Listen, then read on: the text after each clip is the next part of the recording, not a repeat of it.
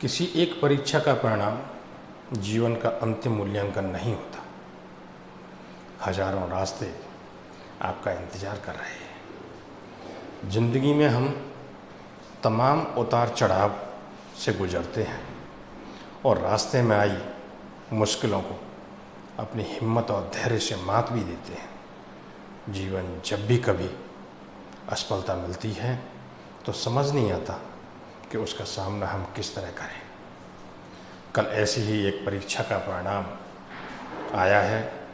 हम सब जानते हैं कि छात्रों के साथ साथ माता पिता भी परिणामों का बेसब्री से इंतज़ार करते हैं। जिस दिन परिणाम आता है उस दिन पहली बार हमारे सामने सफलता और विफलता पर खुद को संभालने की चुनौती होती है। उसी दिन हमारे धैर्य की असली परीक्षा भी होती है। परीक्षा परिणाम अनुकूल नहीं आने पर कुछ छात्र अनुचित कदम उठा लेते हैं। उन्हें यह समझने और समझाने की ज़रूरत है कि यह परिणाम जीवन यात्रा का एक पड़ाव है। उनको यह बताया जाए कि हमारी एक और कोशिश असफलता की कड़वाहट को सफलता की सुगंध से भर सकती है।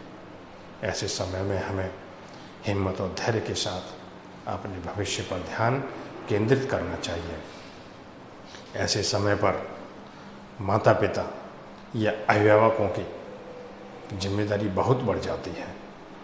वे बच्चों से बात करें, उनका मनोबल बढ़ाएं, उन्हें समझाएं कि परिणाम परिस्थितियों पर आधारित होता है, जिसे आगे सुधारा और बदला जा सकता है। याद रखें कि किसी भी परीक्षा का परिणाम जीवन का अंतिम परिणाम नहीं होता। इसको मेहनत से बेहतर बनाया जा सकता है। जीवन नदी की धारा की तरह है। उसे रास्ते में चट्टानों से टकराना पड़ता है, रेगिस्तान की तपिश भी झेलनी पड़ती है, गहरी खाइयों को भी भरना पड़ता है, कभी कभी रास्ते भी बदलने पड़ते हैं। लेकिन नदी की धारा का लक्ष्य सिर्फ आगे और आगे निरंतर बढ़ते रहना होता है। ठीक उसी तरह हमें भी नदी की धारा की तरह कठिन हालातों में अपनी हिम्मत और धैर्य के साथ आगे बढ़ते रहने की कोशिश जारी रखनी चाहिए।